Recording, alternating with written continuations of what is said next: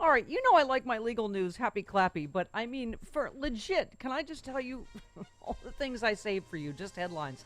Breaking. Judge blocked a key part of Trump's order intending to upend U.S. elections and make it harder for millions of people to register to vote.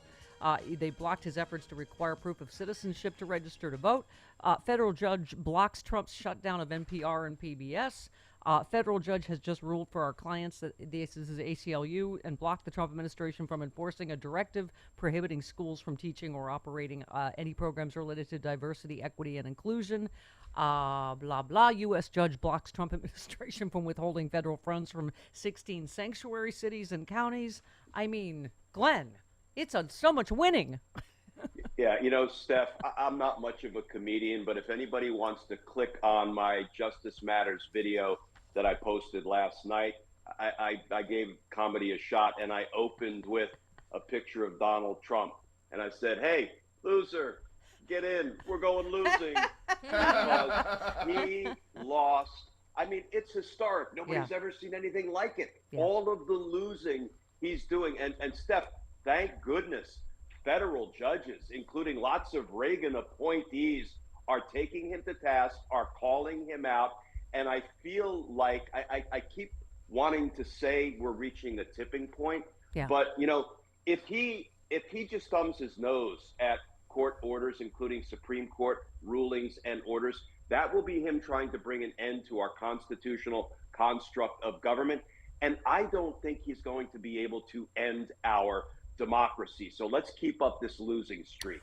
So, can you explain to me where we are on this whole El Salvador thing? A federal judge ruled yesterday a second man must be returned from an El Salvador prison. The man referred to in court documents as Christian is the pseudonym, was among those swept up and flown to the facility. He's age 20, a native of Venezuela. Where are we on all this, on Abrego himself? We are making progress, but the progress is slow.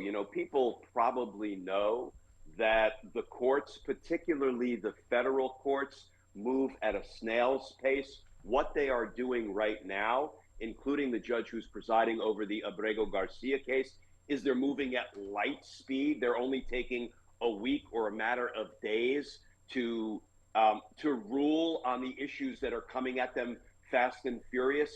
But we are making progress. There is actually a little crack of light that is shining through the Abrego Garcia litigation, where there was a suggestion that the Trump administration said, okay, judge, wait a minute, give us some time because we're working on something. I'm reading between the lines, but I think the Trump administration may soon give up the ghost and may realize they've been caught red-handed, they have nowhere else to turn, and they're going to have to, one, bring people back that they may have, this is my suspicion, they may have to bring people back they've wrongly deported, and they may have to stop trying to, disappear people to prisons in foreign lands. Hopefully, that is the direction in which we're moving. Yeah, I have to say, I know polling, whatever, but I got to say, the polling even on that, on the thing that you think is Trump's strength, immigration or deportation, American people appear to get it. That this is, and what we know, Steph, is the only thing that will move Republicans is if they are, losing the likelihood that they will be reelected. That's the only thing that could cause them to make a break from Trump. If they think they win more votes or retain more votes by breaking from Trump, then ultimately, because they are all so self-centered and egocentric, they will break from Trump if it means keeping their own power and position. So let's keep up those bad polling numbers. Yeah. I wondered if you caught this. Mrs. Betty Bowers, the America's Best Christian. I've heard, yes. Yeah. She tweeted in SCOTUS's 7-2 ruling stopping more kidnapped people from being sent to El Salvador, the majority justices didn't wait for Alito to write his dissent. That's odd and suggests they didn't trust him to act in good faith, that his plan was to hold up the order until the prisoners were already gone. I would not put that past Alito, would you? No, and that 7-2 is a really important split, because if you can get Chief Justice Roberts and Amy Coney Barrett and Gorsuch and Kavanaugh on the right side of the law and the Constitution, boy, that's saying something. And I can only imagine that Alito was busy trudging out to his front lawn and raising his upside down flag on his flagpole. And, it's funny, but he blames that on his wife, Yeah. the upside down flag. I mean, who would have thought that, Alito doesn't have autonomy over his own flagpole? Yeah. Right? With a hat Yeah. tip to John Fugelsang for that line. Right. The Most brilliant men comic blame John their wife. Fugelsang. Most men blame their wife for flagpole trouble. Okay. Why do you think Trump is putting up 200-foot ones? Okay.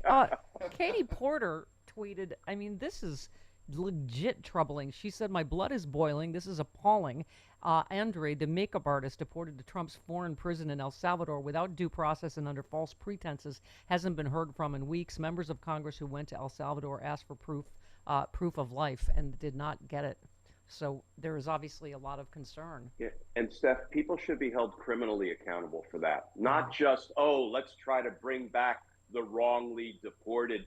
People should be held criminally accountable. And I'm telling you, when we come back into the light on the rule of law front, it is going to be our responsibility to hold accountable the people who did this to, I don't care if you're an American citizen or not. The Constitution says what it says about all of us having due process rights. If Trump was so confident that he had the goods to deport these people, then for gosh sakes, go into court, hold the hearing, give them their due process rights. If you got the goods, the judge will order them deported, but you don't have the goods. We're even to his own voters. Glenn, Rue tweets, farmers are suing Trump for the grants Biden gave them because they've been canceled. Maybe they should have voted for the woman who would have honored them. I mean, man, according to polling and everything else in these first 100 days, this is the biggest case of F around and find out ever. But I mean, these are the people that voted for him having to sue him. He's going to hurt his supporters as much, if not more, than he hurts any other demographic. And that is what will continue to spell his political demise. I don't want to get ahead of our skis and over our skis, but this is not sustainable, and things continue to mount against Trump. I mean, I don't think he's going to last 4 years. I really don't. It doesn't feel like it, given this 100 days. I mean, people are already just saying he has got to be removed. Look at what just happened on the world stage between Putin, between Russia and China yesterday. And I love on the world stage, he has now drawn his line in the sand, and he ordered Vladimir Putin to stop. Yeah. So guess what?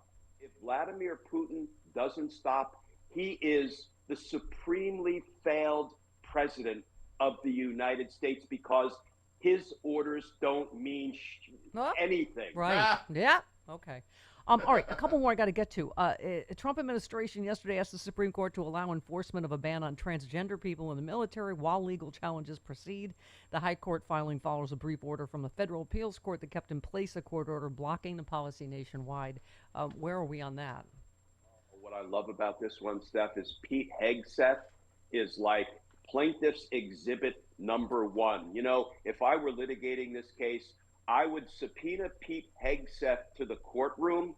I would slap a government exhibit sticker on his forehead and walk him up and sit him in the witness chair and read his own posts to him and to the jury or to the judge, because everything Hegseth says undermines any credible argument about these hateful DEI policies. So listen, as I said all along, Donald Trump and his flunkies can say whatever they want in the court of public opinion, but when these cases move into court proper, they lose. They lose running away. They lose in a New York minute, and they're going to continue losing. I keep saying I hope Kilmar sues the bejesus out of them, because they say it all on Fox News and in the Oval Office, yappy, yappy, yappy, and then they get in court and, don't say any of it because they can't prove it.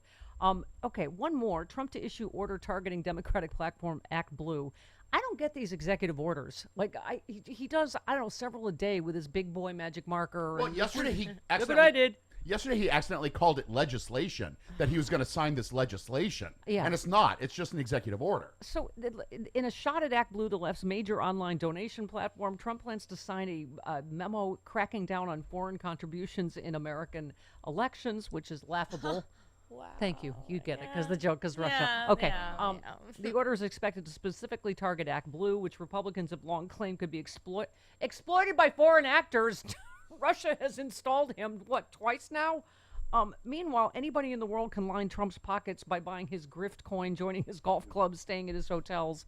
I mean, but again, what legal weight do these things have that he signs with his magic hurricane correcting Sharpie?